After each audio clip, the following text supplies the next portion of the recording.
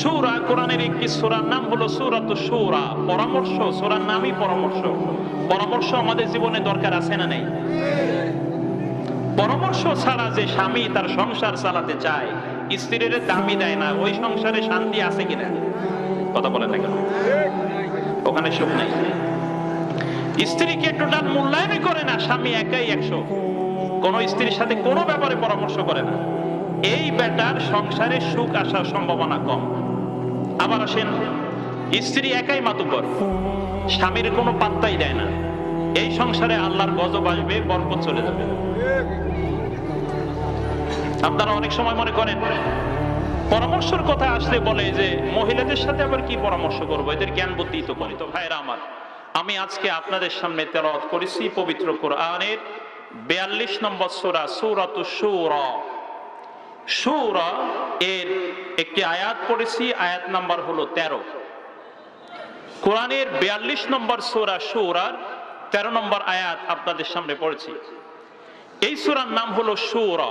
আলোচনা কিন্তু আমার শুরু হয়ে গেল। শূরা শব্দের অর্থ হলো পরামর্শ করা। সেখান থেকে মজলিসে শূরা মানে হলো পরামর্শ বোর্ড, যাদের সাথে পরামর্শ করা হয়। শূরা কোরআনের একটি সূরার নাম হলো সূরাতুশ শূরা, পরামর্শ। সূরার নামই পরামর্শ। পরামর্শ আমাদের জীবনে দরকার আছে না নেই? পরামর্শ ছাড়া যে স্বামী তার সংসার চালাতে চায়, স্ত্রীর দামি দেয় না, ওই সংসারে শান্তি আছে কিনা? কথা বলেন না কেন? ওখানে সুখ নেই। স্ত্রীকে টোটাল মূল্যায়ন করে না, স্বামী একাই 100। কোন স্ত্রীর সাথে কোনো ব্যাপারে পরামর্শ করে না, এই বেটার সংসারে সুখ আসার সম্ভাবনা কম। আবার আসেন, স্ত্রী একাই মাতুব্বর, স্বামীর কোনো পাত্তাই দেয় না, এই সংসারে আল্লাহর গজব আসবে, বরকত চলে যাবে। আপনারা অনেক সময় মনে করেন পরামর্শের কথা আসলে বলে যে মহিলাদের সাথে আবার কি পরামর্শ করবো, এদের জ্ঞান বুদ্ধি তো কম। একটু গল্প শোনেন, মা বোনেরা নিশ্চয়ই আমার আওয়াজ শুনছেন। হুদায়বিয়ার সন্ধির বছর, নবুয়তের 6ষ্ঠ বছরে, 6ষ্ঠ হিজরিতে হুদায়বিয়ার সন্ধি হলো। মদিনা থেকে কিছু মানুষ আল্লাহর নবীর সাথে উমরা করার জন্য মক্কায় আসতে চাইল, কিন্তু পথিমধ্যে কাফেররা তাদের যাত্রাকে গতিরোধ করলো, বন্ধ করে দিল। এটা হলো হুদায়বিয়ার সন্ধি। নবুয়তের এটা 6ষ্ঠ হিজরির ঘটনা।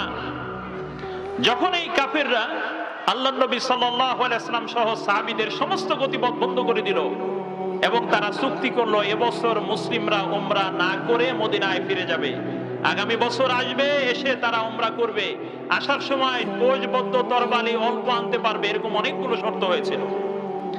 শর্ত যখন হয় তখন ওমর বলেছিলেন, ইয়া রাসূলুল্লাহ, যা এখানে শর্ত সবই তো মুসলিমদের বিপক্ষে, একটা তো আমাদের পক্ষে না। আল্লাহ নবী বললেন, একটু ঠান্ডা থাকো, ঠান্ডা থাকো, বুঝবা পরে যে এটা আমাদের লাভ নাকি তাদের লাভ। মক্কা থেকে কোন লোক মদিনায় গেলে তাকে ফেরত দিতে হবে, মদিনা থেকে কোন লোক মক্কায় গেলে তাকে ফেরত দেওয়া হবে না, সব বৈষম্যমূলক।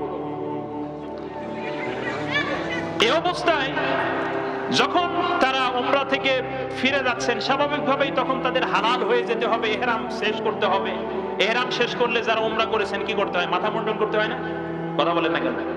উমরা যারা করেছেন, হজ করেছেন, কি করতে হয়? মাথার চুল কেটে ফেলতে হয় অথবা চেঁচে ফেলতে হয়, হয়তো ছোট করতে হবে, মুহাল্লিকিন আও মুকাসসিরিন, চুল ছোট করা বা চুল মুন্ডন করা, এর মাধ্যমে বোঝা যাবে আমি ইহরাম অবস্থায় নাই।